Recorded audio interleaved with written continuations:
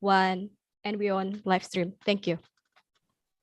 Okay, thank you very much, Fatia. Good afternoon, everyone in Indonesia, and also it's good morning for ladies and gentlemen in UK.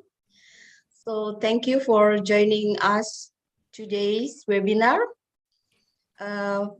Rdi-Bgs workshop first day, named Understanding Geological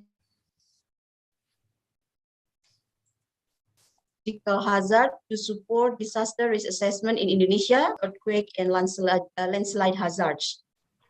This workshop marks the kick-off a collaboration between Resilient Development Initiative, RDI, and also British Geological Survey, GS. And hopefully it can bridge further research and widen partnership and connection between Indonesia and UK agencies. Hello everyone, my name is Arya Mariani and I will be your moderator for today. Before we go further with our agenda, please allow me to explain our housekeeping rules. Thank you for sharing. For the workshop today. So this is, please change your name, your full name, and also your affiliations. And participants, please fill the list of attendance. And then during the workshop, participants are not allowed to turn on the microphone and also the video. But also the chat room, we will disable that. But you can write your question on the Padlet. The link of the Padlet you can see in the screen. And also you can give your question in the chat box or YouTube live chats. And the selected questions will be discussed in a question and in a session of question and answer and also in the discussion. After the presentation from our presenter, we will have the FGD sessions, and then the Zoom host will divide the participant into 3 breakout rooms. Each room will have a facilitator, and then to guide the discussions, and there will also be a note taker. So please note that this workshop is being recorded, and we are saving all the presentation, which all the presentation will be provided in link and will be sent the link afterwards. And if you miss something or we talk too fast, you can be able to watch later on the RDI YouTube account.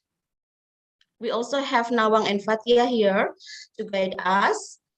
And if you have technical problems, you can ask them. And we also provide certificate for this workshop. But first, you have to fill the list of attendance forms. Okay, thank you. And then, as we know, as a rationale for this workshop, we know that Indonesia is very prone to disaster. Many disasters occurred. For example, in 2020, there are almost 3,000 events of disaster occurred, and some of them are geological disasters such as earthquakes, volcanic eruptions, and also landslides. So it is urgent for us to improve basic understanding of geological hazards and the ability to deal with them. Studies have gradually demonstrated that the potential of deep learning and analysis geological hazard data effectively. It also has been introduced into multiple tasks of various types of geological hazards, such as landslide susceptibility assessment, seismic data interpolation, and so on. And Indonesia has entered the era of Industrial Revolution 4.0, where most of our activities need to be supported by technology, including technology of mitigation. Early detection system is also needed to anticipate the disasters. As geological hazard cannot be identified until they occur, risk reduction technology that are based on the identification, analysis, and assessments is needed to be established. Therefore, developing tools and techniques to quantify the uncertainties and management methods are required. So this workshop will provide an opportunity to learn, to discuss, and over a forum to explore research topics on understanding, measuring, mitigation of, and modeling of multi-geological hazards, especially in Indonesia. We can learn from UK, we can learn from British, and also we share our experience in Indonesia. We will focus on elaborating and discussing the geological hazard and the assessment methods.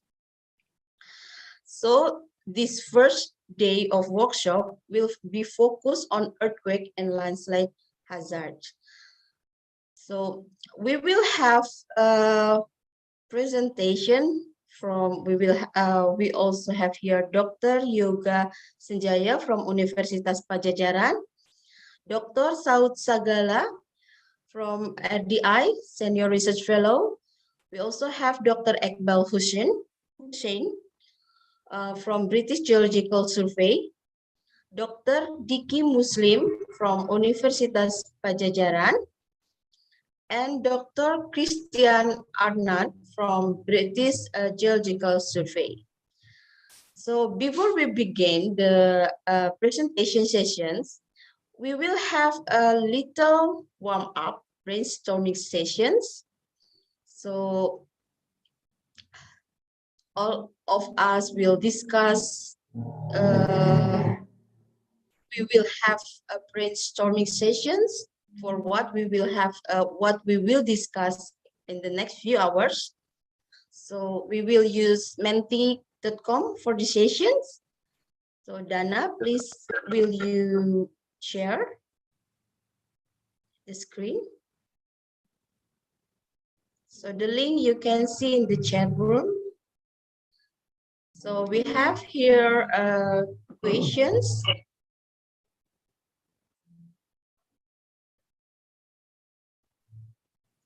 So please choose the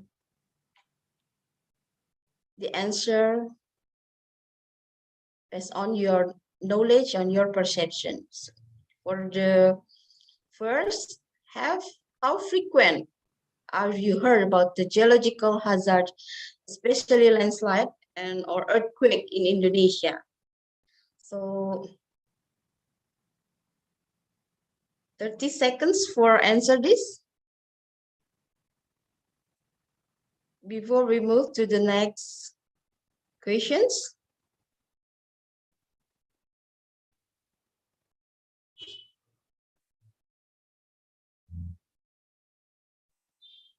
Okay. We have 13 answer. We still wait for.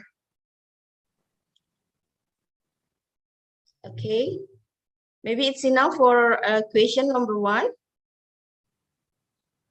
Okay, next question number 2. From whom you get information regarding earthquake and landslide risk in your area?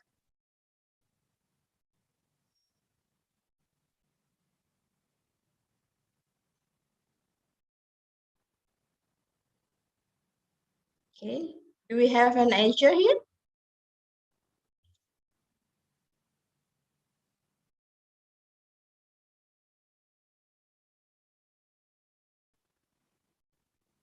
Twitter, okay, Twitter. Oh, from government, social media, we will have 30 seconds for these questions. From WhatsApp. Okay, Pak Susilo.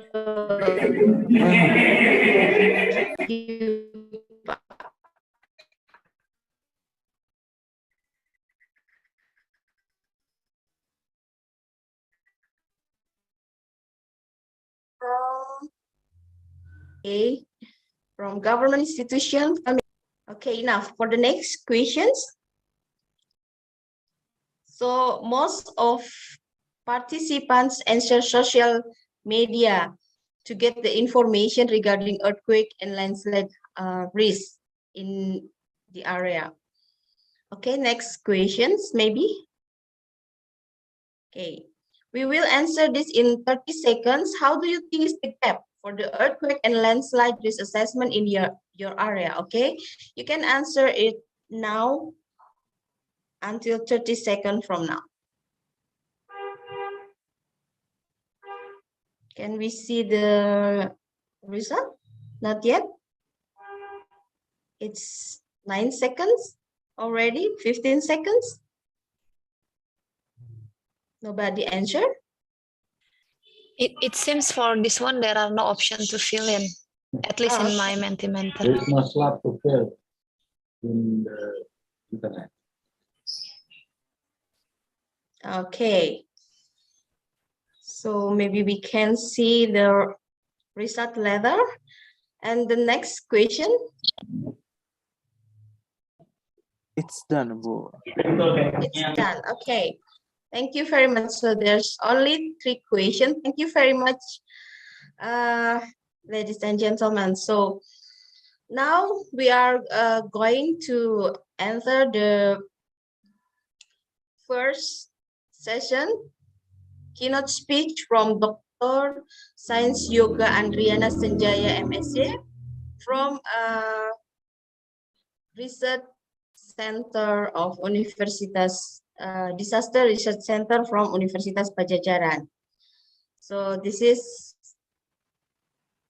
a glimpse of an overview of Dr. Yoga.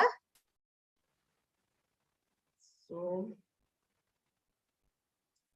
he is head of Center for Disaster Research, Universitas Pajajaran. His working experience currently.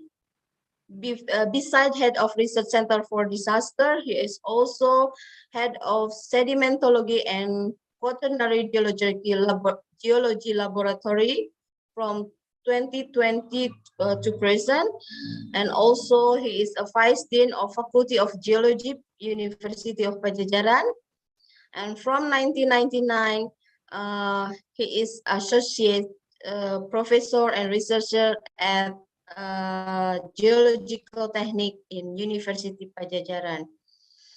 He completed his doctor in 2009 from Department of Geoscience Faculty of Science and Engineering in Shimane University, Japan. Shimane University, sorry. And in 2001, he completed the Master of Science also in Geology in the similar university, and in 1997 he completed his bachelor in geology department in University of Pajajaran. So Dr. Yoga, you have 10 minutes to present and you may have the floor, please. Thank you very much, Arya. Can you hear my voice? Very clear, Dr. Yoga. Thank you very much for the introduction. Maybe I have my colleague here, Mr. Dicky. He also, I hope he's fine. He's one of my seniors. Okay. And there is some mistake in my introduction, as maybe Mr. Dicky also. I'm not a vice dean anymore. So maybe that was the CV since when. I was the vice dean until 2020.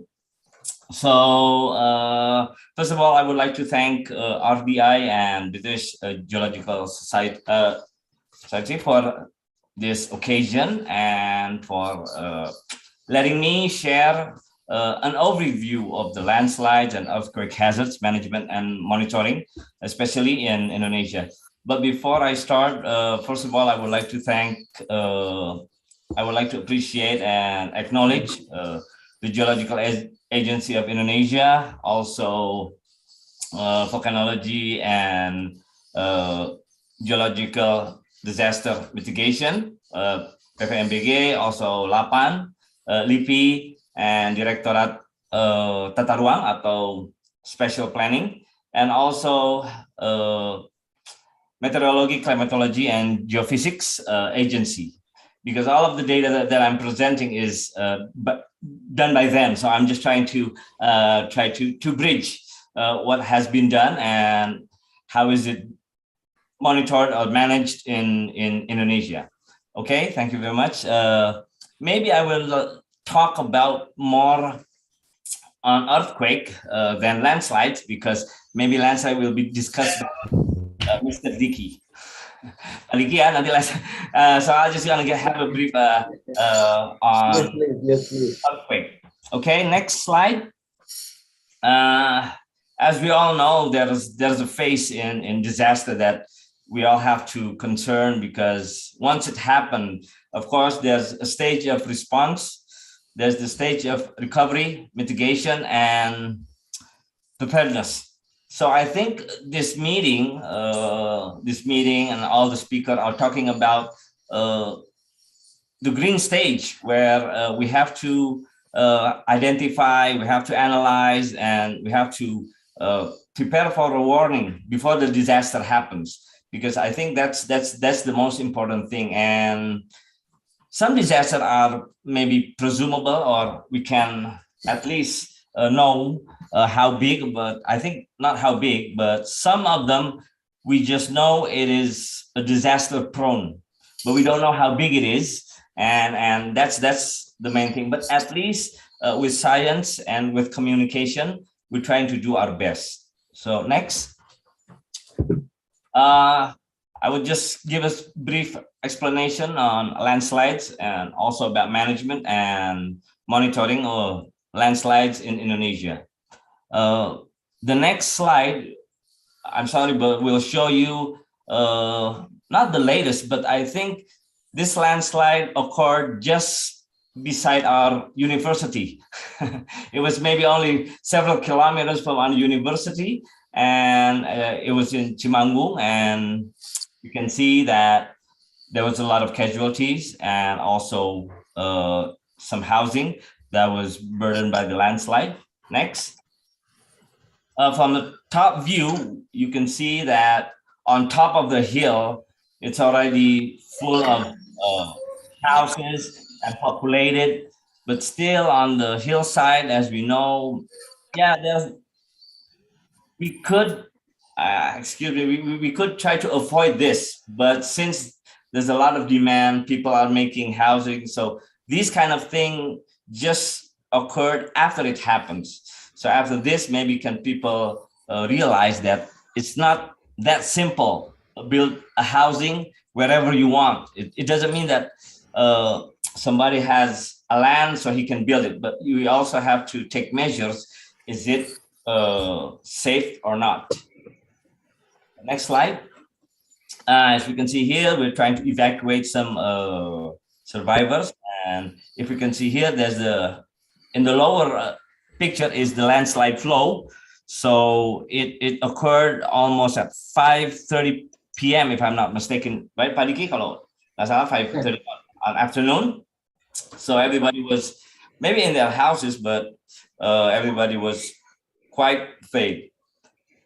Now, this landslide is not only caused by the soil or weathered rock, but it's also caused by the climate in every area, especially maybe in Indonesia. Excuse me, the upper picture is not in Cimanggung, but is in the Wayang Windu geothermal. As you can see, the type geothermal was damaged at that time because of the landslide. Previously, the land was populated by tea. Okay, tea, because the root of the tea is quite strong, and it makes the soil stronger. But since they open the gate and the community can plant anything, so they try to plant things that make the soil much more fragile. So this is what happened. So as we can see, next, this is the number of landslide that occurred only in West Java. See, from 27 city, and also we can see there are 102 landslide occurred in Sukabumi, and the most is in Bogor. But maybe I think South Cianjur also has a lot of landslide. So comparing to earthquake, we can see earthquake has a very minimum. It occurred very few, but still the damage is much more bigger. So landslide, I think, is the most that triggers disaster in West Java, especially, but hopefully not in Indonesia, but in West Java, it's quite frequent. Next slide. For that, we can try to do Lapan already have a platform. Platform is called Sadewa. So in this platform, we try to combine the rain rate and also the wind, and we overlay it with the land map, which one is the land that has some possible of landslide. Next. So this is the dashboard that is constructed or being built by Lapan. Excuse me if there's any from the guest from Lapan, maybe he can correct me, but this is one webinar that I joined, so we can see the hazard and the prediction, and from that we can have an early action, what to do. Next. So this is the 3 steps that we have to monitor, where and when, and we have to estimate or forecast when it's going to happen, as we can see the climate from BMKG, and then from there we can have an early warning system. I heard that University of Gajah Mada already made the early warning system for landslide and maybe small earthquakes. Next. Well, I think that's all that I'm going to say about landslide. We are going to see another technique or technology that has been used by overlaying maps. But now I want to discuss a little bit about earthquake. Next. I don't know what to say in Indonesia. Is it earthquakes in Indonesia or earthquake in Indonesia? This is quite, it's not a joke, but because earthquake and Indonesia seems like it's brothers and sisters. They're brothers. They cannot be separated. Why I'm saying that? Next. See, sorry, because I cannot find Indonesia. It's already covered by these epicenter of earthquakes. Next. Hopefully the next one is not. Again, maybe my island and also Sumatra is covered, but this is how it is because earthquake paths are related to active plates. So I only have 2 minutes more. Next. So these active plates that move, as we can see, 7.3 centimeters per year. That submerges to the eastern part, north and east of Indonesia to Sumatra and also Java. Next. This is the spectral response acceleration from each 2% and 10% in 50 years. 1 second acceleration. Next, there's a 0.2 second. And next, this is the peak, acceleration peak. So from all of these data, we will have a map of Indonesia, as we can see next. This divides into 6 zones, the blue up to the red. So I think in Java, there's green and yellow is quite occurred. In the red one is the very zone that has much earthquakes. Next, we can see this is a epicenter in Sulawesi. As we can see, there's a Palu Koro Fault. The last time there was triggered by an earthquake and liquefaction. Next, maybe I only have 1 more minute. In this map, it was published by PVMBG. We can see that they divided into several zones, the red zones and the green zone and the yellow zone. Okay, so next, okay, this is the special planning role in making maps. So next, as we can see here, what they did in the Palu, they tried to map the liquefaction, disaster prone of liquefaction, tsunami. Next, disaster prone for landslide, flood, and also earthquake.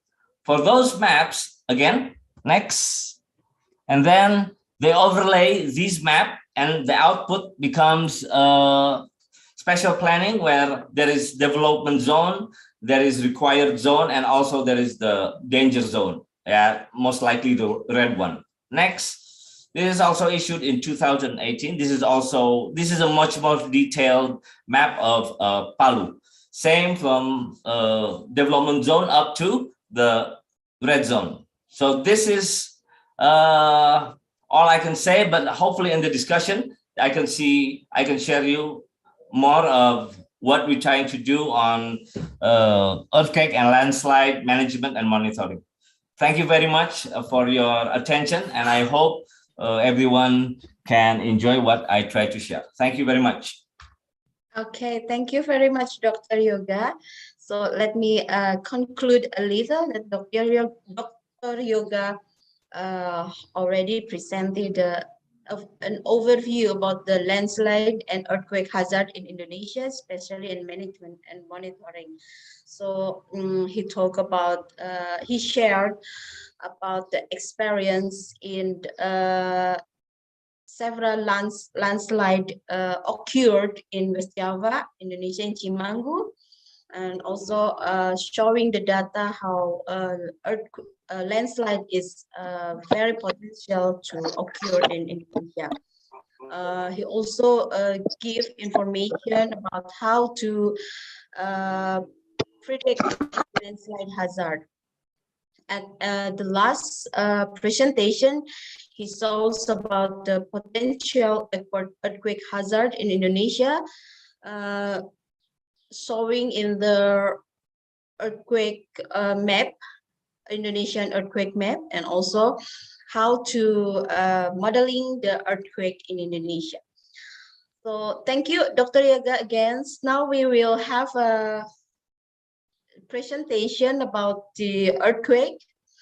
We will have two presenters before the FGDs for the earthquake. First is Dr. Saud Sagala. He is one of RDI Senior Research Fellows, expertise on disaster management. And he also a senior lecturer in urban planning, Institute Teknologi Bandung.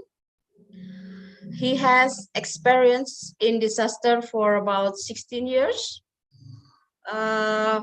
in disaster management, climate change adaptation, policy analysis, monitoring and evaluation, environmental issue, risk financings, and other relevant study. He also received about 150 research projects and consultancies through various grants, and has published over 100 papers in international journal, book chapters, national and international conference. And currently he is also an editorial board of Asian Engineering Journal on Natural Disaster and Forum Geography Journal. He is also a regional steering group of Global Network for Disaster Reduction from 2017, and a Pan-Asia Risk Reduction Fellow, which based in Manila Observatory. So one of his recent publication is Knowledge and Implementation Gaps in Disaster Risk Reduction and Spatial Planning in Palu City, Indonesia.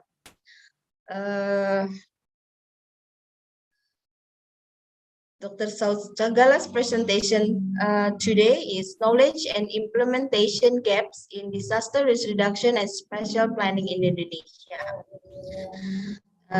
With topics spatial planning in Palu, Karo, and Yogyakarta. So for those who have any questions to the speakers, please fill your question in the link provided in the Zoom and also YouTube live chat figure. So Dr. Saud Sagala, you have 10 minutes to present and you may have the floor. Thank you, Bu Arya. Thank you, colleagues here. Good morning to colleagues in the UK and other parts of the globe, and also good afternoon to all colleagues in Indonesia and around Southeast Asia. And I would like to thank for all the participations and also support from British Geological Survey, RDI, Pajajaran University, Rdi-Bgs, and also many other colleagues here. And the idea of this workshop have started since, I would say, half a year ago with Iqbal, who is going to present later today as well. And what we wanted to say is that we wanted to have a good platform or venue where more and more people sharing and work after this workshop towards more, I would say, more direction, concrete direction in terms of working together, considering geological hazard particularly, and also geological hazard mitigation in Indonesia. And what I would like to share today, Arya already shared about it. It's about the recent paper that we just published about how knowledge and implementation gaps would be an issue or a challenge in Indonesia, and we have that as an important thing to highlight. And I come from a spatial planning background, and I also teach in regional city planning at ITB. Next. Yeah, a quick intro about this. I think I will not go into all of these details because everyone here who has interest on geological hazard, I believe you have a good understanding about Indonesia and also about how the geological hazard affect Indonesia in the context of many types of disasters that bring pressures and also challenges to many population across Indonesia. And what I would like to share here in this quick presentation is about Palu and Sinabung, where it describes the phenomenon of earthquake and also volcano, and how the role of spatial planning will be important in addressing the geological disasters. Next. This approach, we borrow this approach, or we refer to Saunders and et al. in from New Zealand, case. Particularly, I think you're familiar with the Christchurch earthquake, where New Zealand rebuilt the city and also used the risk-based planning approach on multi-hazard in order to build their capacity, to build the resiliency, to build also better population and also settlements with understanding of hazard. And there are some steps that are followed here, from understanding about the history of the hazard, and all the way goes to the identification, analysis, evaluation, and also what kind of treatment and intervention could be done. On the right hand side, for example, of that figure, you can see that all will result in the risk-based policy and planning. And for example, spatial planning with consideration or sensitivity to hazards. Next. Okay, I think let's go to this is the cover. Yes. And we tried to apply this. So my students and also our group also apply this to the context of Palu. I think everyone knows about Palu. I will not give a history about Palu earthquake 2018, but we tried to use this approach based on the Saunders earlier to put that into context of Palu, and then we map the land use, the liquefaction, the earthquake, the tsunami, and then next. And then in Sinabung as well, we did that. and we also could show how the changes happen, and then this information, of course, on the volcanic hazard is from the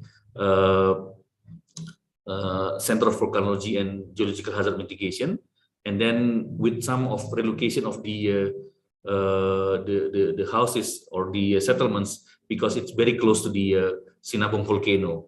And again, I'm not giving a explanation about Sinabung in this context, which you can also find out from other source. Next.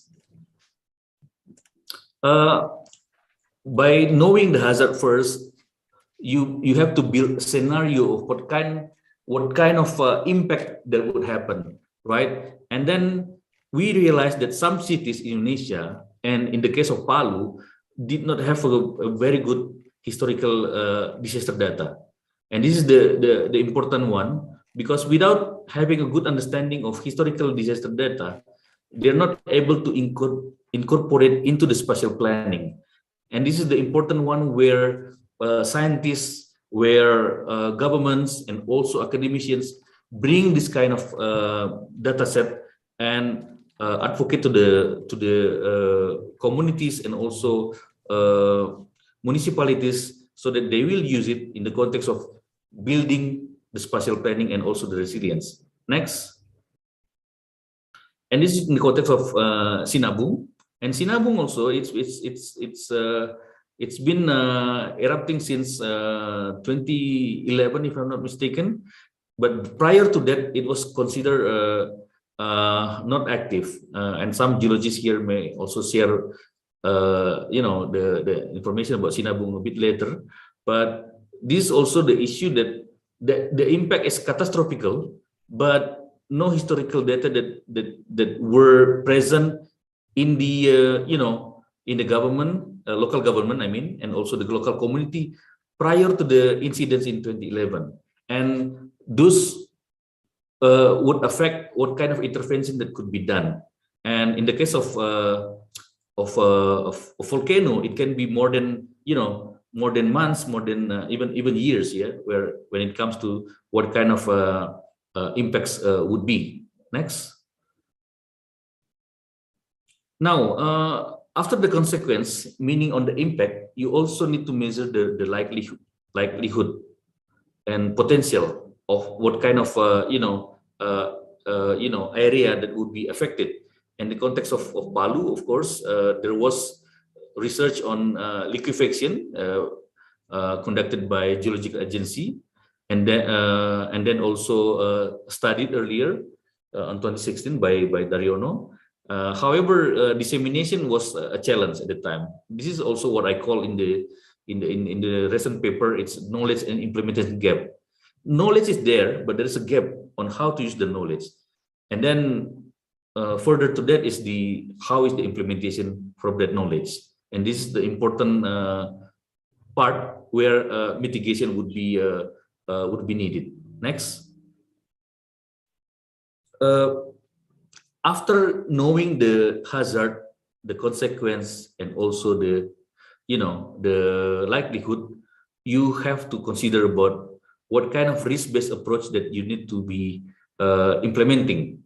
And without such thing, you will not be able to build a spatial planning that would consider intervention or what kind of mitigation would be done. And this was not the case in the context of Palu, right? So there was information about liquefaction, but it was not being able to be conducted as a risk-based approach. There was also, of course, there is limitation information about Sinabung, but and it was not able to be, informing the local government and yet also local community to build the preparedness prior to the disasters. And this is something that we need to collect all together as scientists and also later to be used by policymakers. Next. And finally, it's about monitoring and evaluation. So it's important also to evaluate what intervention have been done. And this is, I think, the idea of our workshop is to have a collaboration between agencies. Here we have colleagues from BGS, we have colleagues also from ministries, we have colleagues also from academia, who can work together and then contribute in the socialization, contribute also in the building scenario, and later on contribute into the institutions, meaning strengthening the institutions that are in need of, such disaster management, I would say, strengthening. Next. Yes, this will be my conclusion. I think one thing that I would like to highlight in this meeting, and also tomorrow, and also after that, I would like to invite more collaboration. We have also colleagues from BRIN here. Rahma is also here, and others also, that we can see formulating long-term strategy on disaster risk reduction would be important. But this would need a very strong geological hazard research, particularly, and also how to combine those information into spatial planning, into policy, and finally also to bring that into the local community awareness and collective, I would say, resilience. Because without that, there are still gaps, there are still areas that we need to improve, but we need more hands to work together. I think that will be the closing of my presentation, Ibu Arya. Thank you so much. Thank you very much, Pak Saud. I will highlight a little from your presentation that it's important to spatial planning is important for geological disaster mitigation, and Dr. Saud saw us about steps to mitigate from the knowing hazard until the monitoring and evaluation, what have been done and who can contribute. And it is the important thing Dr. Saud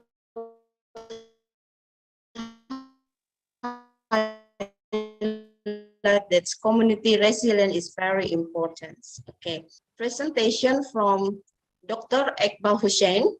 He's an expert of multi-hazard system, works as a remote sensing geoscientist from 2018 until present, and the topic lead for multi-hazard system from 2020 until present in the British Geological Surveys. There are many many research he conducted, but I will skip that. You can read from the screens, and I will show that Dr. Iqbal Hussain's presentation today is titled Monitoring on Active Faults and Earthquake Hazard Assessments, covering the topics of inside measurements over Bandung and hazard cascades, and mapping landslide from geomorphological maps, satellite image. So, Dr. Hussain, you have 10 minutes to present, and you may have the floor. Hi, thank you. Could you make the full screen, please, Tana? Thank you. Thank you, everyone. It's a pleasure to be here and to meet you all. Yes, very much looking. Thank you. Very much looking forward to everyone's presentations and the discussions later on. So if everyone can hear me okay, I'll proceed quickly. I think you can. I'll take that as a yes. Yes, So, we can hear you. okay, great. So I'm going to talk very briefly and quickly about a little bit of work we've been doing over the last year or so on the Lembang Fault in Bandung. And I have to mention my colleagues and partners who've been working with me on this, Endra Gunawan and Rahma Hanifa. Endra hopefully will join us soon, and Rahma is already here, so thank you both. So next, please. I think I've requested. Okay, so just a brief introduction to the Lembang Fault. It's about 29 kilometers long. This is mostly probably from my British colleagues. It's a fault that sits just to the north of the city of Bandung and Cimahi, and until 2012, it was known to have. There was only very little data about it. There was a GPS study by Melano, and they found that the fault is probably creeping at shallow depths. with an overall slip rate of around 6 millimeters per year. However, a few years later, Dariana et al. Wrote a paper using a slightly different method. They used geological measurements of offsets of river terraces and dating methods to calculate a slightly lower slip rate of around 2 to 3.5 millimeters per year. So there is this little bit of discrepancy. These few millimeters make a big difference to the hazard that the fault may pose to the local communities here. So we wanted to understand, can we pull in a different data set to measure the slip rate in a more accurate way? Therein also, they did some trenches, which was brilliant because they helped us to sort of locate the past large earthquakes on this fault. And they found that they've had 2 large earthquakes on it that have happened around 600, last one to have happened around 650 years ago. But it can accommodate large earthquakes, up to 6.5 to 7 magnitude earthquakes. And this has important consequences to the local risk, which I'll briefly mention later. So these are the kind of earthquake sizes we can expect from a large earthquake on this fault. So what have we done? We've processed some INSAR data over this region, all the data we could find from 2015 to 2020. And those who are familiar with INSAR know that you can measure the deformation of the ground. So this just tells us effectively how the ground is moving on average over that period. And because we have measurements from 2 slightly different geometries, we can combine them to produce the horizontal velocities on the right, and on the left, the vertical velocities. And many of you will be aware of this very large subsidence signal in Bandung, which I'll probably address briefly later. But we were most interested in the east velocity, which on the right, that tells us the motion across the Lembang Fault. And this is what that looks like. So the gray is the original data. It's very noisy because the motions we're trying to measure are in the order of a few millimeters per year. But if you agree with me, you can see a slight signal across that fault. The fault is at 0, and the red lines are some binned values. And the black are some GPS from that ENDRA has been processing over the last 2 years. So we want to understand, how can we use this data to measure the slip rate on the fault? And we can try a simple model like this. This is a model that's well used in the literature, but it doesn't fit the GPS data very well. And it gives a slip rate of around 4 millimeters per year. So we can try a slightly different model with a creep attached to it. And this fits slightly better. Although the model is slightly more complicated, if the fit to the data is a little better. And it gives about the same slip rate anyway. But with the creep that Milano measured, we're just finding a creep rate that is much lower than Milano and their paper. And you may notice why there is a very shallow locking depth here, which is worryingly shallow, if those of you who are aware of earthquake hazards. But the model shows that the locking depth can vary quite dramatically, in anything from 4 to maybe about 12 kilometers per locking depth. So there is a very large uncertainty on the locking. But nevertheless, it allows us to come up with earthquake scenarios. So one thing that we can do now we know the slip rate on the fault, and we know an idea of the locking depth. We can understand, okay, there hasn't been an earthquake for around 650 years. We can calculate the moment deficit on that fault. And knowing that moment deficit, we can release all of it in a scenario, an earthquake scenario, which is what we've done here. So we've done slightly 2 scenarios based on Dariana's work and our work here. A magnitude 6 earthquake. So the fault here is in blue, if you can see there. And these are the border of the Bandung municipalities. Bandung city sits here and Cimahi sits there. And this is the peak ground acceleration expected from such an earthquake. And as you can see, most of the ground shaking happens to the north of the fault. And this is mostly because the fault dips to the north at around 60 degrees. So most of the shaking's up there. For a magnitude 7, it's a slightly similar pattern, but a broader distribution of shaking. So this gives us a good starting point to understand the potential hazard from this earthquake, from this fault in a scenario. And what we can overlay on top of it is an understanding of the exposure, i.e. the population density or the population distribution. So this is an old map from 2010. That's the earliest census I can find. I couldn't find the census information from last year, but Rahma is helping me to update this map so that we can truly understand, give numbers on how many people are exposed to high levels of shaking, potential shaking from an earthquake on this fault. So that's where we are, and it's an ongoing bit of work that hopefully we'll publish in the next few months. Coming back slightly to the subsidence. So we were looking at the east-west horizontal velocity. If we look aside now to the vertical, this is a well-known pattern in Bandung, the subsidence rates of very large subsidence rates. But so my colleagues at the BGS, we've been looking at understanding the pattern of this subsidence, mostly in Hanoi in Vietnam, but there are similar patterns here. We think there are two signals here that are overlapping on top of each other. There's the gradual signal that's mostly attributed to groundwater extraction, but there are also point loads. Some of these examples are pointed out here. There are some points of very large subsidence rates. And if we zoom into the map on these, they almost always coincide with industry. So this could be localized extraction of high volumes of water. So this, or there could be new building sites. And so this helps us to understand, these high levels of subsidence are probably because of anthropogenic activity that's related to either building loads and understanding new construction sites. And so my colleagues have done in Hanoi, they've created a model that says if you're going to build a new construction site on a previously green land, you can understand the expected levels of subsidence. So this is really interesting research we're doing, and hopefully we try to adapt this to Bandung as well.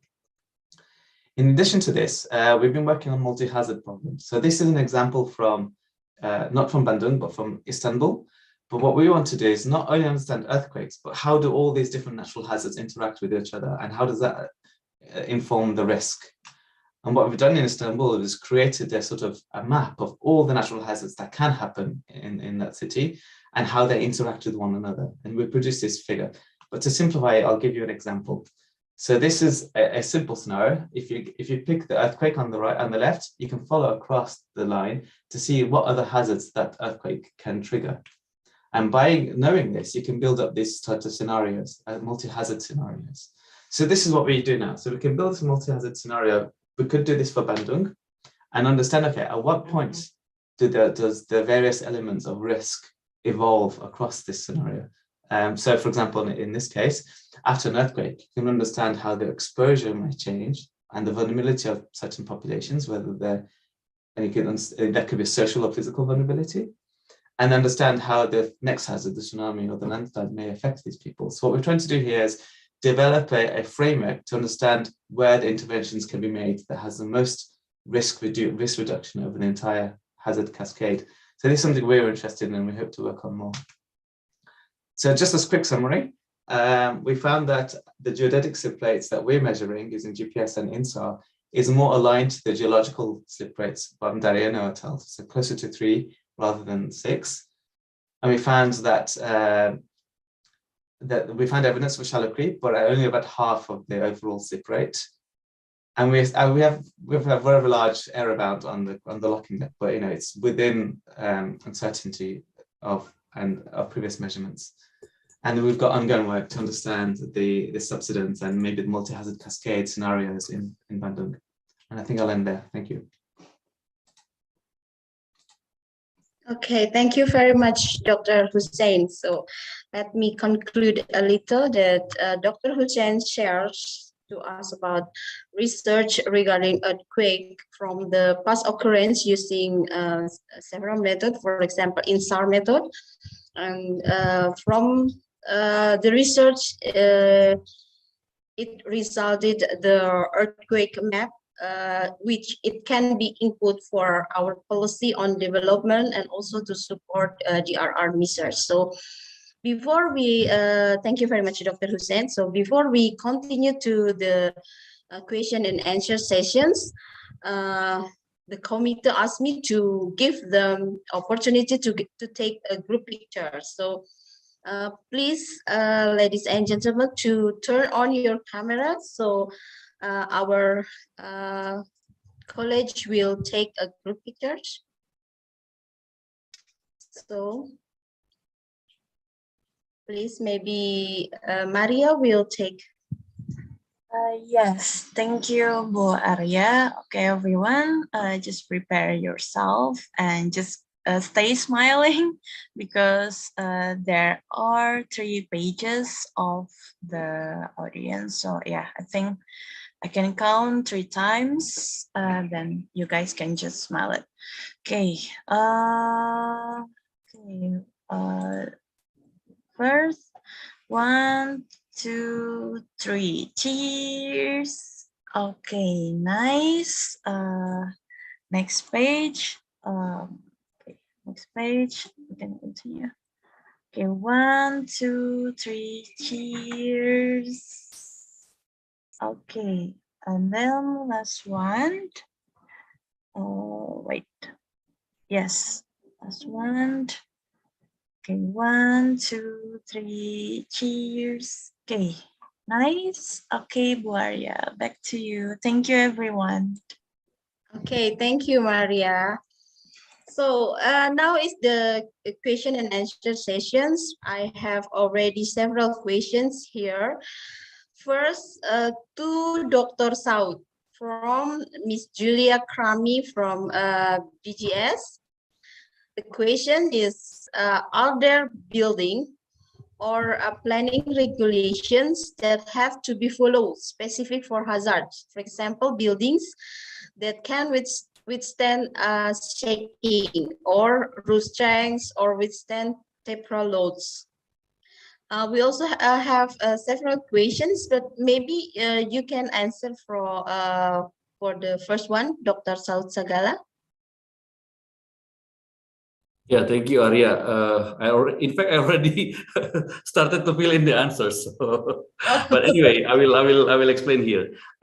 Yes, Julia, thank you. That's very important point, and also something that of concern by many people as well.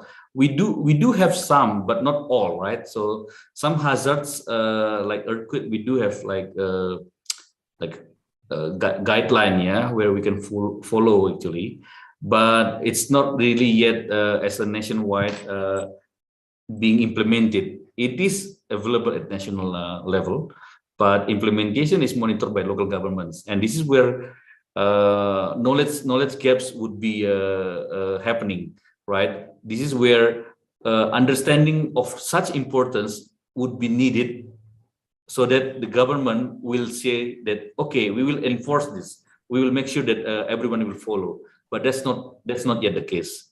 In many cases, we are talking about earthquake after an earthquake happened, not before an earthquake happened. So this is something that maybe Rahma and others here can, colleagues from Indonesia, Pak Diki also can say something about it. But that's my observation. Over to you, Bu Arya. Okay, thank you very much. Now I also have question for you, Dr. Saud from Ibu Rahma Hanifa. You mentioned that have historical record is important as a basis to incorporate risk knowledge in spatial planning. How about places that don't have good historical record? It's a question.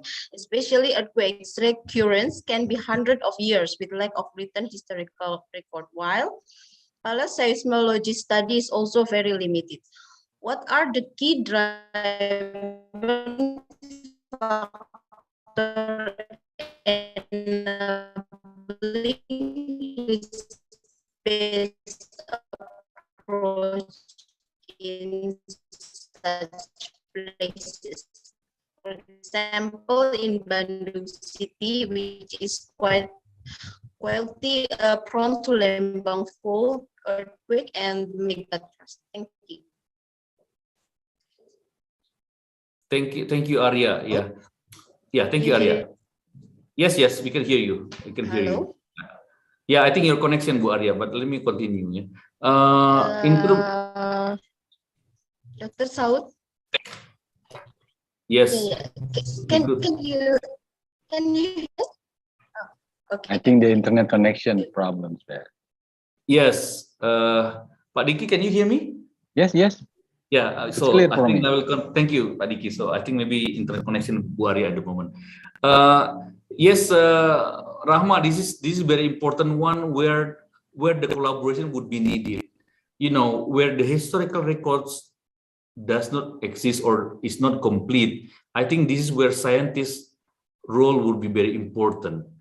So, you know, a lot of research would be done. You know, geologists need to provide data, and also, you know, producing some maps of what happened in the past and what would happen if an earthquake occur. And the collaboration, for example, with civil engineering, you know, from the geotech, and also from urban planner, to build a scenario of potential disaster that would happen, it will help. Because with that, I think communities could understand what would be the impact. But I think not only about this potential scenario, but also you need to bring a good, I would say, to translate that into the language where would be easier to be understood. I think that's the point where we work, why we work together, for example, because you're not able to address the problem if you only bring a map without really able to translate that into language where community would understand. I think I will stop here for now. I hope Bu Arya is connected so that she can continue. Yes, yes. Okay, thank you, Bu Arya. Over to you again.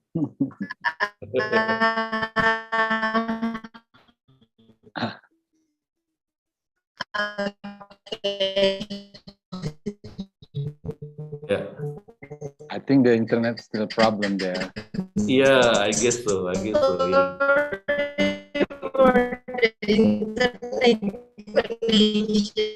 So, I have a question to Dr. Iqbal Hussein also from Ibu Rahma Hanifa. He's saying, okay, can you hear me now? Hi, yes, I can hear. I can. So the question, do you want me to just read the question or even answer it? Pak Saud. Yes, Iqbal, I think you can take over Yes, this sure. because our connection is not that good now. Thank you, Definitely Arya. now, yes. That's okay. So the question Rahma asked is a very interesting question, actually, that we hadn't even thought about, how we can use this sort of understanding of hazard. Thank you. Thank you. I'm sorry. No problem, Maria. So I'll just quickly go ahead. So Rahma asked a question about how we can use this multi-hazard hazard relationship matrices to understand systemic risk. And that's a very interesting question. I think we have never tried to do that, but that would be a very fascinating approach to the understanding using these scenarios. So we can use the scenarios to understand, we want to understand dynamic risk, but actually, yes, we could think about how we could use those to understand systemic risk as well. We haven't done that, but there is a possibility to try and use these methods to do that. So that's a very quick answer to Rahman's question. Yeah, are you able to navigate again? Arya? I think the connection is a Yeah. problem there. Can we go to the second question, Iqbal? You have a here, I think. Yes, so another quick question about INSA from Fatia. You can see the tablet. Yeah, I can see the the tablet. yes. Yes, that's true. Yes. So yes, I think I can take over, help Dr. Arya to take over about it. So Hello. Yes. Can you hear? yes, Bu Arya, but it's still There's some delay. Okay. Maybe we continue to another question. Maybe we continue to again to Dr. Iqbal was saying about well, this question for me.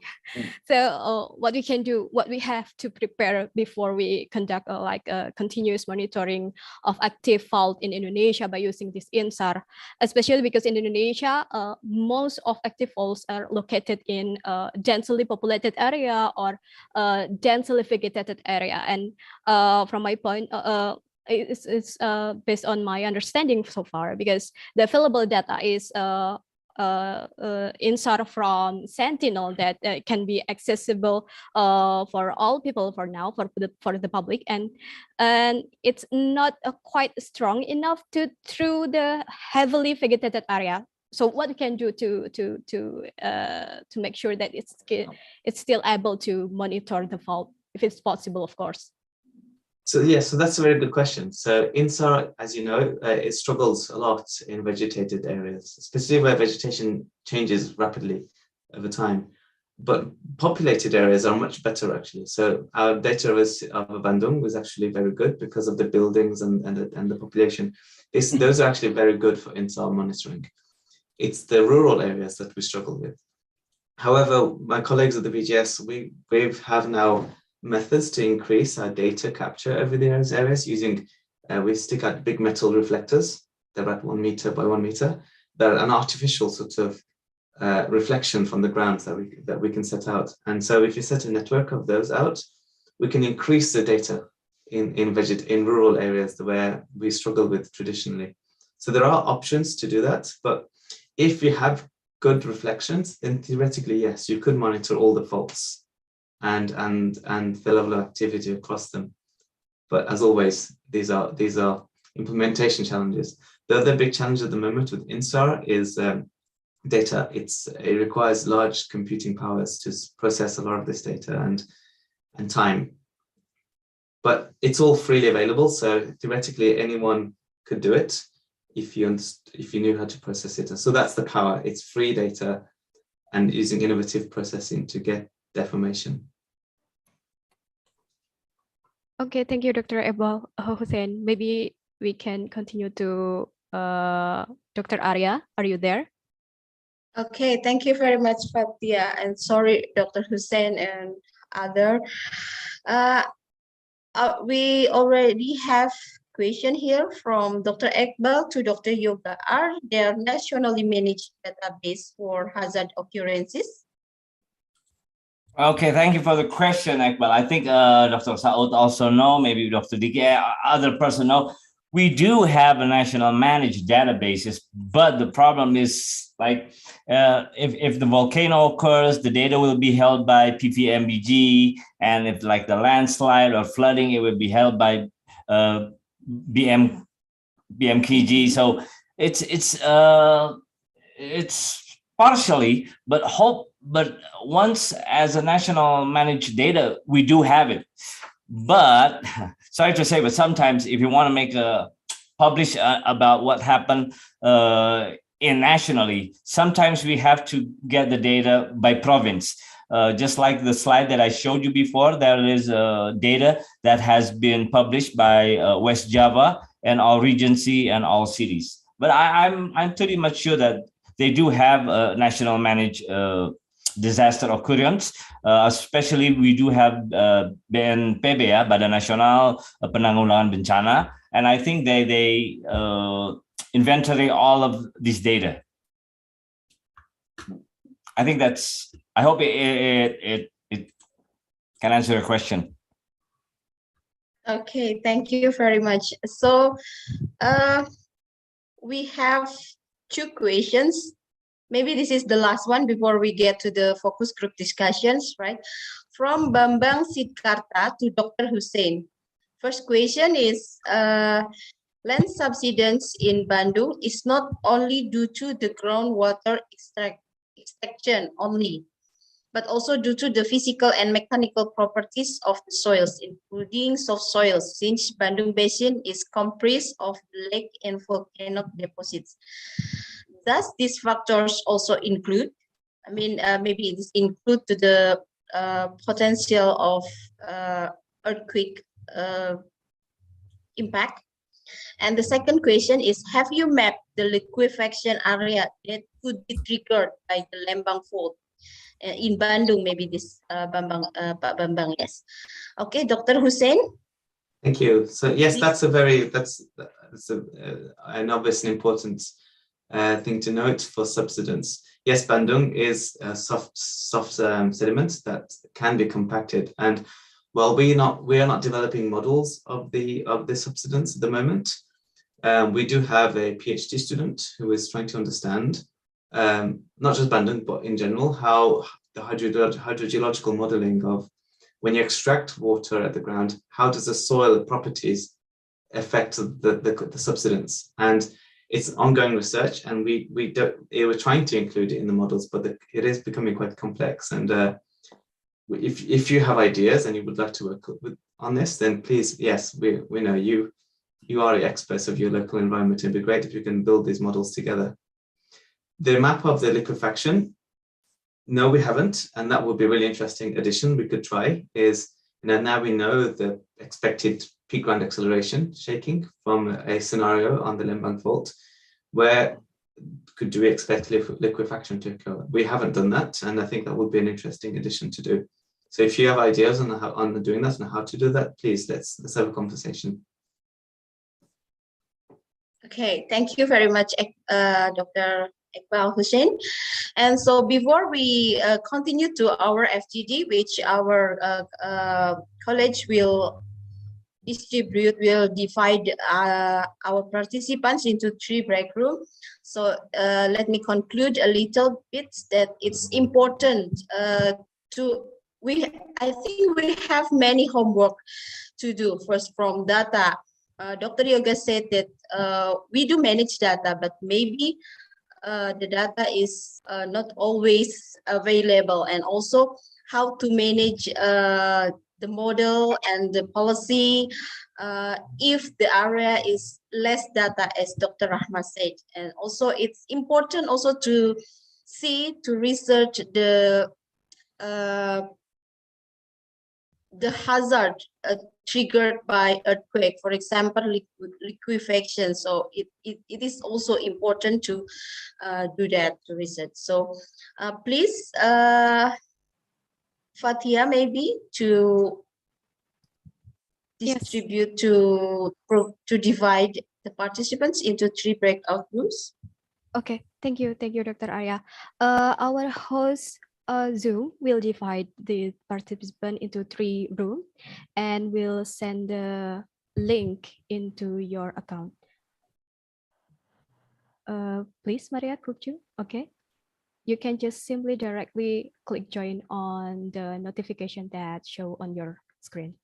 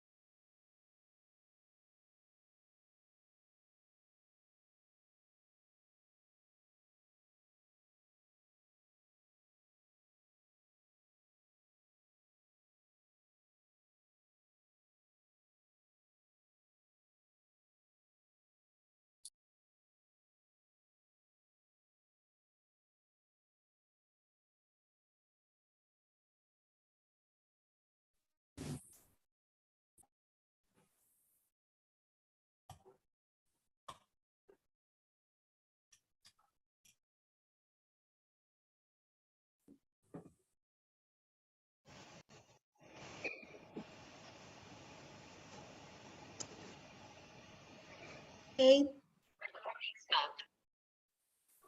Thank you very much. I think everybody is in the main room now.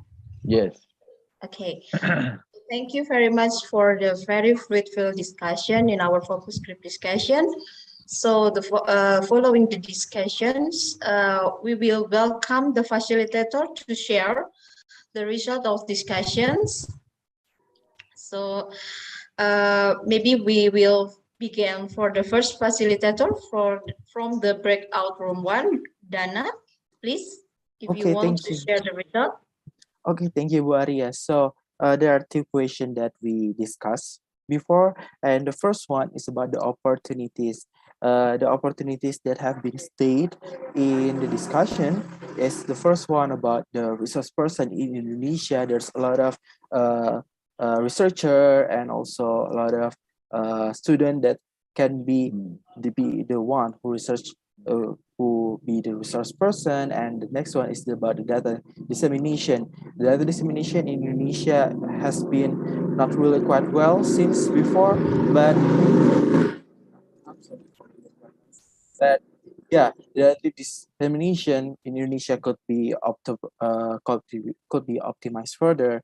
And the next one is about how could how could the local wisdom can be integrated further in Indonesia's monitoring and earthquake hazard. And the second one is about what are the challenges that faced by the monitoring. The current challenges that has been identified by us is about there are a lack of active fault mapping in Indonesia, and it can be further enhanced for the new researcher. And also the challenges is about the standardized measurement or the updated measurement and methodology for the seismic monitoring in Indonesia. And last but not least, about the research gap, we state that we need further updated measurement, and also the risk communication need to be further developed, because currently there's a lot of community that doesn't really know about what kind of risk they're facing, and the development of the risk mitigation in Indonesia is put on hold because of the community not accepting enough for the monitoring and earthquake hazard.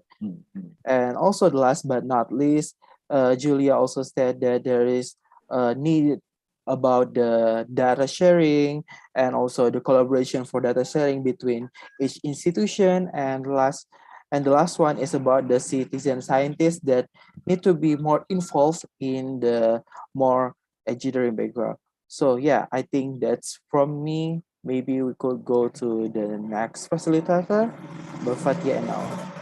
Thank you, Kadana. So on our breakout room, we discussed many challenges actually that we face in Indonesia, that we have a really low people perception on the hazard, especially on earthquake hazard, because it's the occurrence it's spanned into more than one ticket and so on. And most of also the active fault is located in densely populated area, and populated people who live in populated area mostly is rich people that live in hills and like for example near the Lembang Fault. So therefore we have to deliver its message of this potential hazard maybe in another way, because we know that rich people have a different perception about the hazard itself, because they thought that already safe enough living in the area.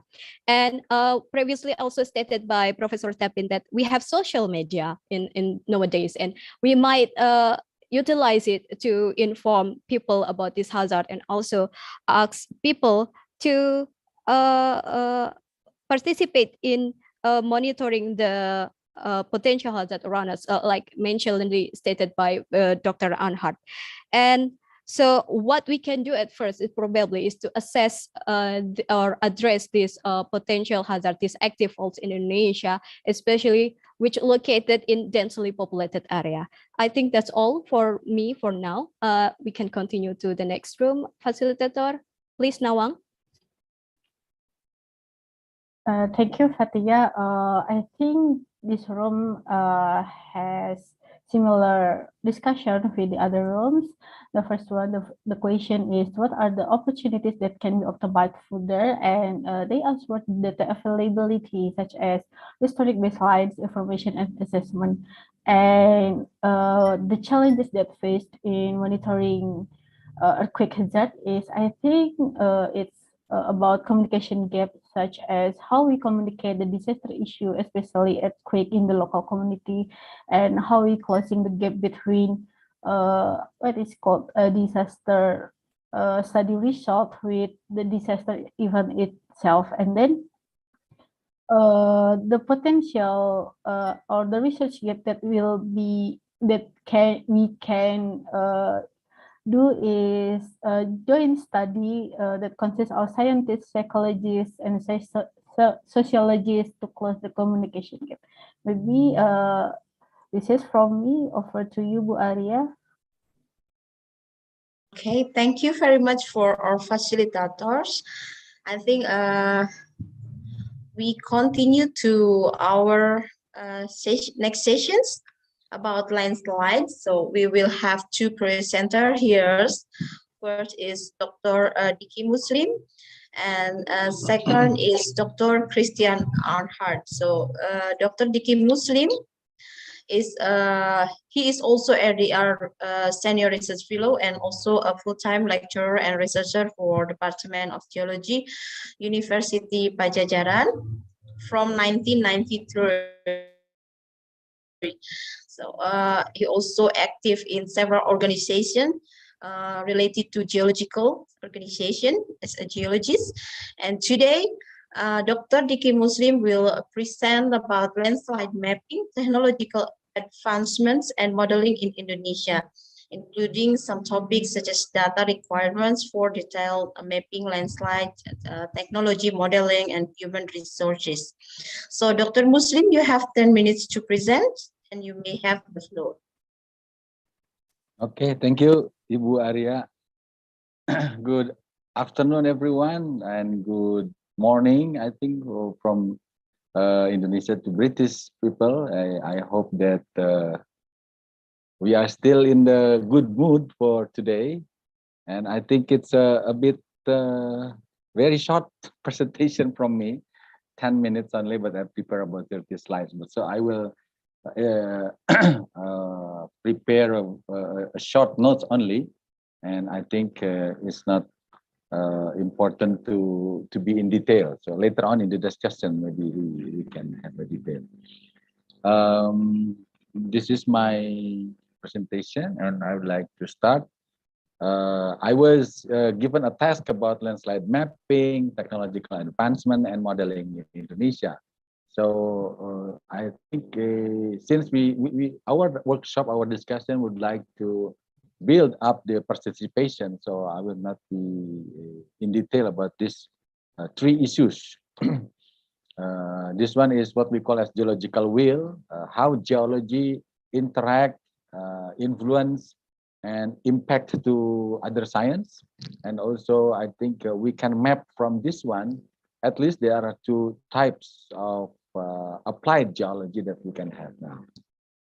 I don't want to detail in this picture, but we try to map our own, let's say, science, where we go about the science and also engineering, the applied one.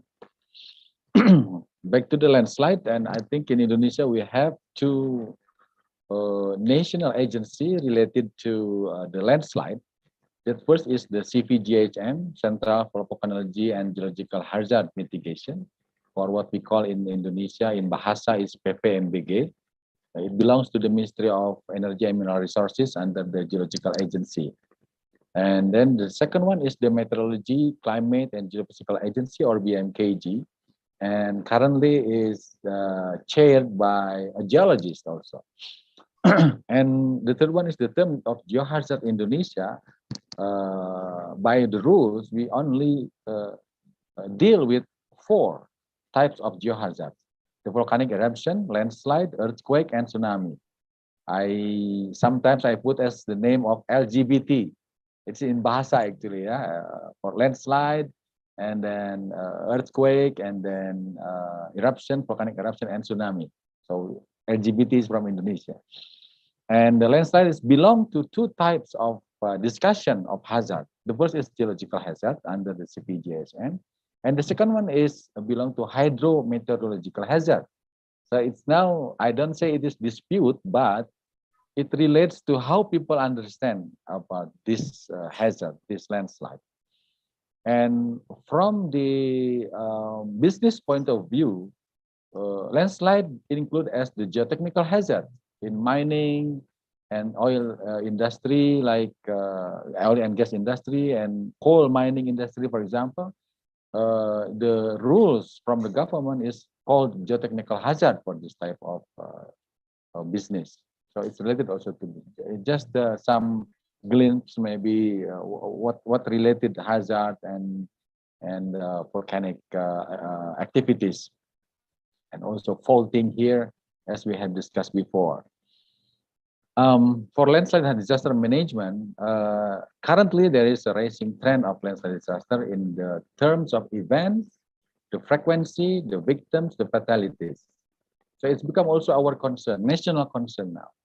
And the position of geology, mapping, analysis, and related to socialization, for example, is in the upstream side for DRR.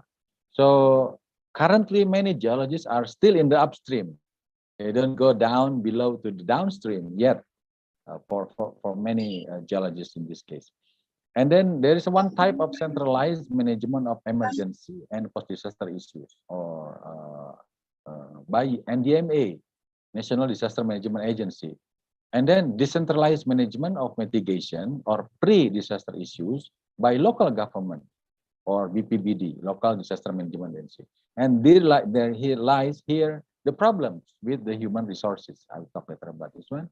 And then non-structural mitigation. We mainly, because it's cheap and not let's say needing a lot of high equipment, is the education sector and to educate the stakeholders. So education is actually a main problem in Indonesia. But sometimes the government wants to buy something, for example, like the satellite images, or although it's already free, there are some satellite images that should be bought by the government, and also the monitoring tools. So it's the allocation for the money, the fund from the government. But non-structural mitigation, we think that's the education sector, and then stakeholders are important. I would like to discuss a bit about what we have done related with the landslide. The first is Citandi watershed studies in West Java, and Palu earthquake 2018 in Central Sulawesi, and Cisolok landslide in West Java also, and Cimanggung, the last one, as already mentioned by Dr. Yoga before, and Dr. Saud also before. And another one, I'd like to put also the emergency activities, prepare the emergency activities. First, I would like to show the what we work in this Citandi watershed. Citandi is a very big watershed, especially in the southeastern part of West Java. And it includes many regencies and cities here.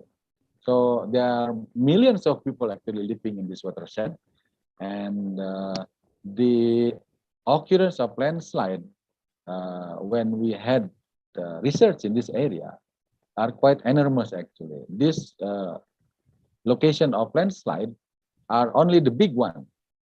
So, and only with some victims, some fatalities. So we map this area, and it's a very big one. And we create slopes instability zoning maps, and we make modeling also in some locations to understand the factor of safety of each of the slope. So we need to have some data, of course, and there are a lot of data here. And then this slope instability zoning map with some epicenters, we think that the earthquake and also landslide, there are some correlation, strong correlation within this area due to the geological condition. And in this southern part of this map is Pangandaran, when in 2006, there is a big tsunami also, about 3,000 fatalities here. So our location in this Chitandui watershed is actually important as to become a model, how to gain some insight data of landslide activities in this area. This is just a report maybe. The second one is in the Palu earthquake in 2018. It happens that the earthquake has some parameters, of course, and some area up to now they are still waiting for the what we call it as Huntara and Huntap. I think it's a permanent evacuation road or permanent housing in this area. But we think that there are still possibility that this earthquake will also trigger, and the future earthquake will also trigger some, let's say, landslide occurrence within this area. This is some models built by the Japanese team at the time, and we discuss about the mechanism of lateral flow, the upheaval, a landslide, and liquefaction, of course. This is also one of our discussion about how to understand that from the earthquake to become liquefaction, which is also become our concern here in Bandung. And of course, not only in Bandung, but there are many places also in Indonesia fears to have this one. It's creepy for us what this phenomena of liquefaction. Okay, and this one is in Chisolok area, as we can see from the right below side here. We have what we call as sawah, paddy field, but then it's become landslide. And in the left side, we have the maps where from the PVMBG or CPGHM, it is mentioned that this red zone, all of this area is the red zone. And the people here to the right side, you can see there are many housing, traditional housing actually in this area, in Chisolok area. And this is the model. How can we understand that even though there is no a very good reason to trigger the landslide, but it happens within this area, and it claims, I think, about 14 lives here. And then this one is Cimanggung. Bu Arya, please inform me how much I have time. But anyway, this is the Cimanggung. 2 more minutes, Pak. 2 more minutes, okay. Okay, so we can see there are two contrasts, the difference between the northern side, the upside here, there is a housing complex, and then below here, there is a slope, which is also become our concern from the beginning. It's not far from our campus in Jatinangor, and I think UNPAD, ITB, and also National Institute for Ministry of Internal Affairs in Jatinangor, just only 2 or 3 kilometers from this place. And the morphology of this area is similar everywhere in Jatinangor. So it becomes also our concern that this could happen in many places here in Jatinangor. So it's become also our focus to understand the mechanism and the disaster risk management for this type of landslide here. Okay, so we can see from above. Okay, you can see the picture here. So if we see this landslide zone in 2021, we still have a lot of here actually, and there are still many new housing complexes for this area, and there are still a lot of people here in the downslope. So it's become enigmatic actually. It's become a problem. We can see here still the paddy field, but on the upstream, from the Adiki, river. Yeah. I'm sorry, it's very interesting, but Yes. I just time want to is show up. here, and I think the last one is I would like to mention about this one. So in this area, changing of spatial planning from 2008 hectares to become 4,458 hectares within these two areas. So we can see the picture. And the last one is the activity to pre-emergency time. So we also have a discussion with the LDMA in Cimahi and around, but not Bandung City. Okay, thank you. Sorry Okay, for thank the you time. very much.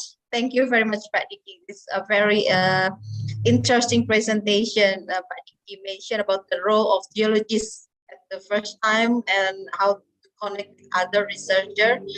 And then their position is in the upstream. Yes, Pak Upstream, Diki. yeah. So it is important to decentralize for mitigation. And the interesting is, even there's a red zone map for the landslide, for the earth landslide, but there are still many development in the area. And as your last slide, you show that almost twice development from 2000 to 4000. Okay, thank you very much. So for participants who would like to ask, please you can write in the chat box or in the YouTube live chat. So next we will have Dr. Christian Arnhart. He is from British Geological Survey, England. He is an engineering geologist with over 20 years experience in consultancy, research institutes and academic. And he also has previous work as an engineering geologist and geotechnical engineer for companies in different countries, such as in UK and also in Australia. Now he will present the landslide database and geomorphological inventory, including topic of field data collections and how to relate to database and mixed archive inventory. So for Dr. Arnhart, you have 10 minutes to present and you may have the floor. Thank you very much for the introduction. I hope you could hear me. Thank you. Good morning and good afternoon. I will talk about now a little bit more about the data side of landslides, where it comes from, how to collect it. Next slide, please. Thank you. So I start in general, what are landslides very briefly. Then I talk a bit about the relevant landslide information that might be collected or should be collected, and then where the data can come from, how we can store it and visualize it, and then a very short summary and conclusion. Next slide, please. So if we talk about landslides, they can be quite different. So normally we mean a material that moves down a slope. It can be more rocky, more earthy, more fine-grained. And depending how it moves, how the kinematic is, we define different types. If it's more flowing or is it more falling. But even then, it can be different speeds, run out, different kinematics. So all in all, landslide can be quite complex natural phenomena. Next slide, please. Also, as we have seen also on the pictures before, there can be different reasons and conditions why these landslides happens. The ground conditions, is it more a soft ground? Geomorphological processes, are there rivers, is there water? The triggers, we have talked about earthquakes and also rainfall, and of course humans and man-made constructions. We saw in the picture of the landslides before, their houses around and building there. So a lot of things that influence in the end the stability of the slopes, and they can have an impact where the landslides then happen. Next slide, please. So regarding what are important landslide information, and there are a lot of discussions also in literature. You find informations, there are some kind of guidelines, there are projects that give information, and all in all we can categorize it in a few categories. So first of all, it's important to know where the landslide happened. So coordinate, or it can be a relative position. Is there a landmark that people describe it? Then when did it happen is also very important. Quite often you don't know exactly. Maybe it happened somewhere last year or in the last 100 years. So, but at least having an information, when did it actually happen? Then the landslide attributes, so what type it is, the geometry, how long it is, the material involved, the landslide cause and triggers like rainfall, earthquake, human influence, whatever, and what has the landslide actually caused, the landslide damage and impact. Next slide, please. And to bring this in a more structured form, you can use a pro forma, a form sheet. And at BGS, we use a two-pager where we also start with the location and where did it happen. Then also a bit more about the geometry, the shape, the mechanism, what has caused it. Some more information about the slope, where we describe the orientation of the slope, how steep it is, what damage it has caused. Also geological information, so what material was involved, what the geological formation it is, further notes, and also then the source where it comes from, and also if someone has checked these informations. In a project where I was involved in India, we also tried to develop a pro forma, or we also tried to use information about the person who has collected this information, date and time, location, material, damage, notes, and of course, very important, pictures and photos of this area. And while in the UK, we use it more for the expert side, in India, we try to use it for untrained and less trained people. Next slide, please. So the data for these landslide information can come from various informations, field mapping, remote sensing. So there's a picture from the Wenchuan earthquake in 2008, and the lower one was before, and the other one afterwards. Where you can see a lot of landslides happened, and you can map this then. You can have information about landslides from reports, from publications. In the UK, we have observatories where we look at information. Media is very important, newspapers, radio, government officials, infrastructure, networks, and construction side. And quite important is also the public and the social media. Next slide, please. Just to show an example how we do this in the UK, our field-based mapping. So we have our colleagues that go into the field, and they have a tablet with them. On this tablet, there are different tools on it. So there's ArcGIS. We have different shapefiles and layers and satellite images. And in the field, we can overlay the different layers. We have look at the geology map, the satellite image. Then the surveyor can draw on this. And also in this tablet is our proforma that I've just shown, where they can the surveyor can then fill this out in the field and map it and describe then the landslide, how it looks like. Next slide, please.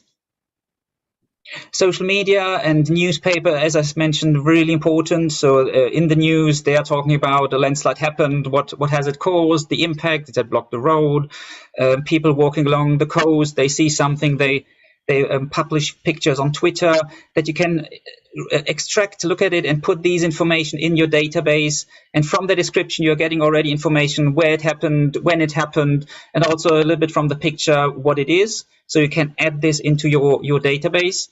Another thing is apps. BGS, together with colleagues from St. Vincent and Grenadine, have developed this My Haz app for different hazards, where people then can use it and can put in information where the hazard happened and what happened.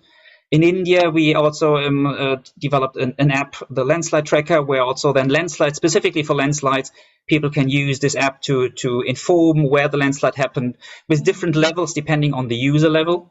Next slide, please. Regarding how you can store the data and how you can visualize it, just an example from the UK. So we have a three-step phase. So the first is in the office, we do a pre-field interpretation. So we look at the satellite images, photogrammetry. If we see any features in the field that looks more like landslides that looks more interesting, so that we can then go specifically into these areas with this, as I said, this tablet where we have this proforma also on it, where we also different other information, and in the field we can fill it out. And this is then back into the office directly linked to our database. It's our national landslide database where we have about 18,000 landslides now in it. The database we have, it's an Oracle system, but it has an Access front end. So we have our pro forma form sheet and we can directly fill it out. And this is then, as I said, directly linked to our database. The next slide, please. And for the visualization, thank you. One thing is nowadays GIS tools, either ArcGIS or QGIS or whatever GIS system you're using, where you can overlay the different informations, where you can put in your landslide points, the landslide information, and use this also for further analysis. What I also want to mention is in the UK, we have this GeoIndex. This is freely available. People can look at it. People can click on, for example, the landslide points, but they can also overlay different other information like geology layers or quaternary informations. And this is something what when I worked for consultancies, used for a desk study quite often to get an overview, what is actually there. Do I plan my housing building in a potential landslide area? Are there already landslide informations exist already there? So there's something that is, as I said, public available and people can use. Next slide, please. Another example I would like to show, it's not from the UK, it's from Central Asia, it's from Kyrgyzstan. Also colleagues from BGS were involved in this, where they had different departments with different sources, different databases, and the idea was to develop a more centralized national landslide database. So bringing the databases somehow together, the geology databases, landslide databases, geochemistry databases, makes this in a centralized data storage, and then allowing also the access via internet, also the production of different maps and reports, but also tailor the different information depending on the user. Interesting, there was an interesting discussion about Excel and SQL databases, in this case PostgreSQL. And many people use Excel and also store the data there. But there are also, of course, there are reasons why you should not use Excel for some points. So there were discussions about things like security, constraints about this, control of the entry and so on. So this was quite an important point. And the fields from the landslide database that were surveyed, that has to be brought in an index. So in the database, they were structured. Interesting here was Kyrgyzstan, the people speak Russian and Kyrgyz, so not English. So it has to be transferred, it has to be translated. How they structure landslide is also it's different than probably we do it in the UK. So it has to be brought together, and it was quite an interesting work. Next slide, please. Yeah, just very quickly to summarize. So as I said, the landslide can vary quite strongly and are quite complex. There are several landslide information that are relevant and should be collected for the further analysis, like location, time, trigger, damage. And the form sheet might help to assist to collect these information in a systematic way. There are numerous sources where the landslide information can come from, like images, field mapping, publications, and the database you're setting up should include all these fields that you're collecting, of course, but also should allow the connection to other information, ground information, geological maps. What is very important, I think I haven't mentioned it yet, but is, of course, the quality check. That's really important. Who has put in the data? Where does it come from? And someone has to look over it. If you do any changes, this has to be, of course, in the database. And there are numerous ways to visualize it, but GIS is probably nowadays one quite common one. There people visualize things and look at these things. I think, next slide, please. Yes, and there's the end of my presentation. Thank you very much. And yeah, thanks. Okay, thank you. Thank you very much, Dr. Christian, for your very fruitful presentation. So, Dr. Christian, I think all the presentation has summarized in the end of the presentation. So, to make it short, because we run out of time, so we have two questions for the sessions before we conduct the FGDs. First, from Dr. Saud to Dr. Insinyur Diki Muslim. With the large-scale areas that need to be mapped for landslide mapping in Indonesia, do you have a quick win or some steps that we can do to cover and use so that we will be able to inform the communities about the potential landslides. So Dr. Diki, will you? This is very tough questions for me. I will ask tough questions to you, of course, because I don't know how to answer this one, but a winning action is actually to have the information come up to the people, so we can save them. That's the main point. I think we save the people, not doing the research. That's the main theme, I think. So if we want to cover the large areas, for example, in the detailed maps, so we need to do a lot of extra efforts for that one. And I guess actually we can manage to utilize many potential people here in Indonesia. But the point is that how to do that one. How to do that one. There is a possibility that we can have, let's say, contribution from people. And we have SNI, Standard National of Indonesia, how to map and how to do the analysis of landslide. But it seems to me that not many people understand, even though it's already been revised, I think 3 or 4 times to the level of easy to understand. But it's still a lot of work to do, I think, to cover the very large area like in Indonesia. That's my answer. Thank you. Okay, thank you, Pak Diki. So, Pak Saud, that's the answer. Still have a lot of work to do. I just can only raise hand. It's a good in the sense that we need more hands, right? More hands to add. That's right. To work together. Yes, it means need more collaboration, right? So second question from Fatia to Dr. Christian Arhart. Regarding the landslide data inventory or reporting with certain technology you mentioned earlier, what kind of infrastructure needs to be prepared in an attempt to implement those kinds of reporting systems? So Dr. Arnhart, please. That's a really good question. Thank you very much. So apart from the geologists or the engineers who go out and collect these information, you need also people who know the technology side of things. So who can help setting up a database, who can help maybe with GIS systems. So it's not just going out and collecting these information. You need also then people in the back. You need a back end system. If something fails, it's still stored somewhere. Depending, if you have also social scientists is also great. If you go out and speak with people, that's also a really good side. Yeah, it's not easy. That's why depending how broad you bring it, you need a much wider infrastructure. You need involve a lot of different proficiencies and people who can work on this. So I agree. And I was involved in a project in India, as I mentioned, where we had exactly these discussions. What do we actually need apart from these people who go out and collect the landslide information? Yeah. Okay, thank you very much. So you mean that it depends on, it's very localized for the infrastructure needs. It can be. So if you go to very site-specific landslide, yes, it is a local mapping that you do, but you put it in the database that covers probably, as I said, in the whole UK in this side.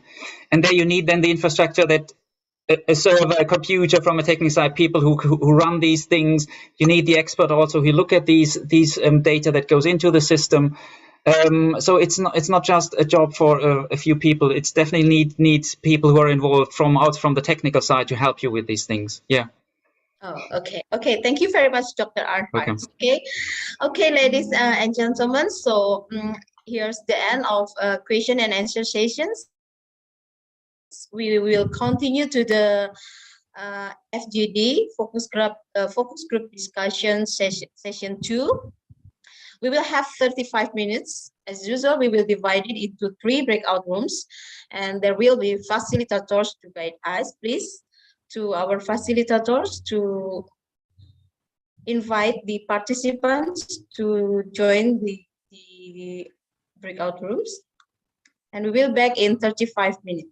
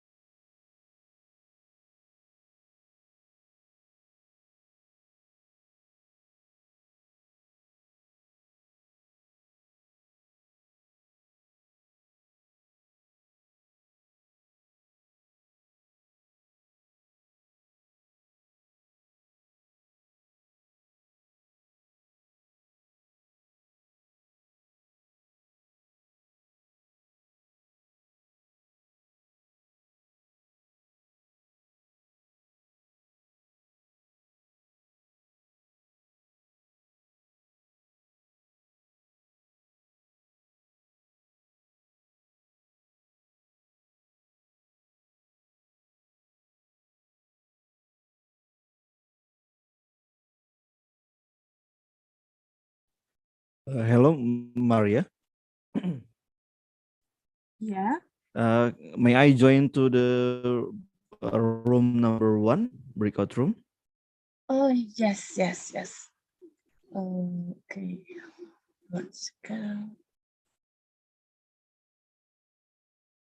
Okay.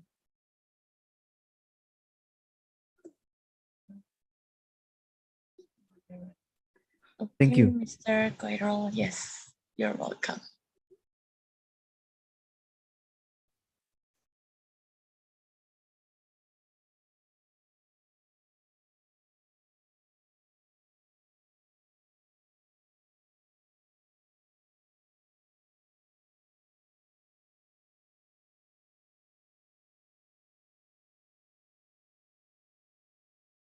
I'm sorry, Maria. Which room Dr. Christian is enter?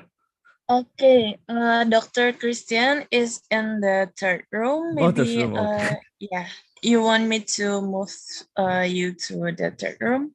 Yeah, of course. Okay, okay, fine.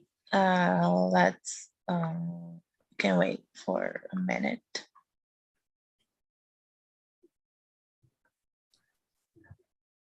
Okay. Thank you again, Maria. Yes, you're welcome, Mr.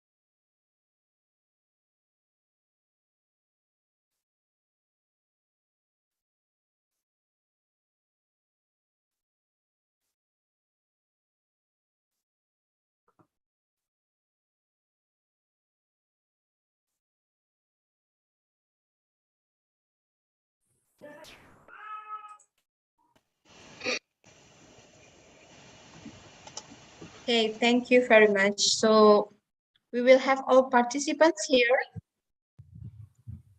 So thank you for the focus group discussion. So as previous session, we will have our facilitator to share the result of the discussion first from maybe now from the second breakout room. Fatia. Okay, Fatia, could you share your result? Yes, of course. Okay, thank you very much, Dr. Arya Mariani. So what we discuss on our group especially is about what we really highlight about that is like mentioned by Dr. Yoga that geological condition cannot be changed. But from our discussion with Professor Tapin, that what we can do with that is to comprehend this information, to dwell further of what kind of hazard that might happen of certain condition of certain geological condition that we need to address, especially on landslide hazard. Is there a certain or a particular aspect of certain geological information that might affect to the potential hazard itself? And that, okay, so another interesting thing is that currently landslide might affected by the anthropogenic activity, like mentioned by Dr. Iqbal Hussein, that for example, it's also highlighted by Professor Tapin that the case that happened in Palu, the liquefaction is caused by the irrigation plant that affect its geological condition, comprehend with the geological condition and makes it into potential turn into a liquefaction area. And what we can do, what we might see as a research gap in this topic is because we soon Indonesia will move to the new capital city in Kalimantan, in Borneo, and what kind of geological information that we have currently of the area, and what kind of potential hazard that in that area, is it already thoroughly assessed so far, and etc. And I guess that's become our research gaps from our discussion. Thank you, Bu Arya. Okay, next maybe Nawal. Okay, thank you, Bu From Arya. breakout In this big crowd room 3, I think the opportunities that can be optimized is explore different types of landslides, such as earthquake-induced landslide, and then we can also develop a landslide database. However, actually Indonesia is already have the database, but is Indonesia experience a lack of human resources that can maintain or develop the landslide database. So one of the solutions is to develop community-based information database, like what practiced in India. So like people can upload pictures to the database to enrich the landslide data in Indonesia. And then the communication gap also mentioned here, like how our study can be used for stakeholders such as government and communities. And we should also increasing the communities and the government capacity in terms of closing spatial planning and its implementation gap, and how the projects will run continuously. I think that's all, Bu Arya. Thank you very much, Nawang. Now, Dana. Okay, thank you so much, Bu Arya, Nawang, and Mbak Fatia. And from our discussion, one of the main issues is how the Indonesia has a various geological structure, and it's also have and it also needed a more detailed scale of the mapping. And however, we're currently in Indonesia, we have a limited capacity, and it's one of the challenges that need to be more reduced in Indonesia. And the opportunities itself, it's very similar with the previous analysis, but what I want to highlight here is how could the hazard monitoring and mapping need to be more localized, because landslide is more a local based approach, and it needs a detailed scale. And currently we had a lot of mapping, updated mapping about the geology and vegetation and population that can be implemented in the landslide hazard assessment, especially in Indonesia. And also about the research gap, we state that the first one is on the mapping on the land use for the landslide hazard and transformation of the land use for different landslide hazard assessment. And the second one is about the building construction itself, because in Indonesia currently the building structure, the building construction is adapting from a more developed country and not really based on the local hazard all the local characteristic, and that's why it needs to be more adapting from based on the characterization of the local area. And the last one is the social vulnerability, which also mentioned by some of my colleagues. It need to be known about how the population, well, how the demographic, and combining it with the exposure that currently faced by the community. So I think that wrap up what the breakout room one has discussed. Thank you, Bu Arya. Okay, thank you very much, Dana, Fatia, and Nawang. So finally, it's time for today's discussion has come to an end. So for those who you haven't got your question addressed, your question will be answered by the committee and the speakers directly in the panel platforms. So to conclude, I will provide several key points from the presentation, discussion, and also FGD as the result. So there are steps for geological disaster mitigations. So there are several steps, as Pak Saud mentioned, which first one is to know the hazard situation. It is in the upstream, Pak Diki mentioned. So we need data. So we need collaboration in providing data, and also we need to standardize the methodology to do the assessments, because there are several methodologies used by the researchers. So it is important to standard the methodology. So from the discussion, we know that geological information is very important. For example, for the development of a new capital of Indonesia, what kind of geological information providing? So for landslide, for example, we also need more detailed map and also localized ones. So we also need to updating the mapping for the vegetation, for example. So the result of the research, it is important to be integrated into the planning policy and also for building the community resilience and preparedness.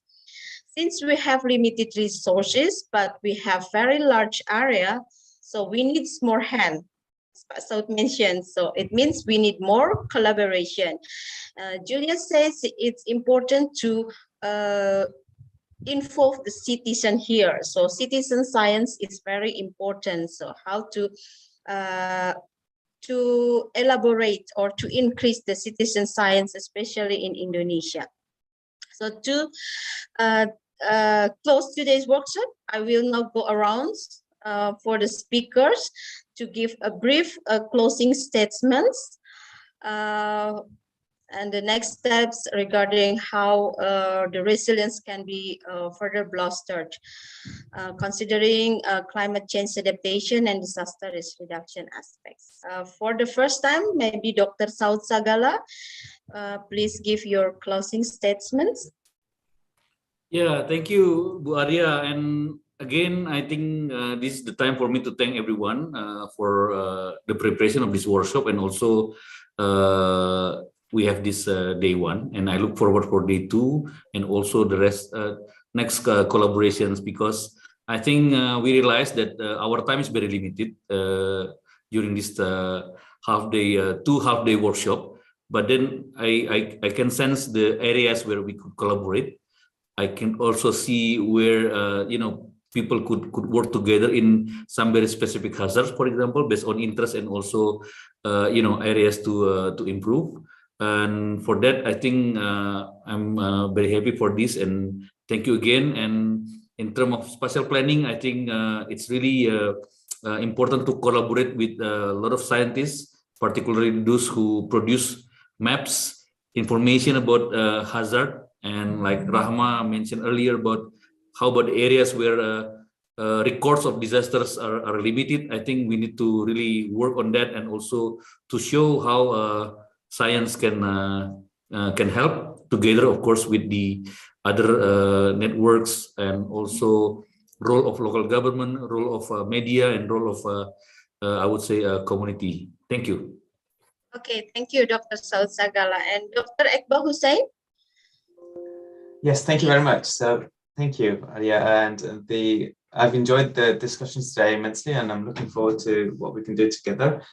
As we as the BGS, we have our friends and colleagues, many of those who are here, and we want to continue working together on these problems. And I think this is the chance to the beginning of discussions and conversations that we would like to have with you all, whether in big groups like this or even individual meetings. So if you have ideas and you think ideas of how we might want to work together on the various challenges we've talked about today, please do get in touch.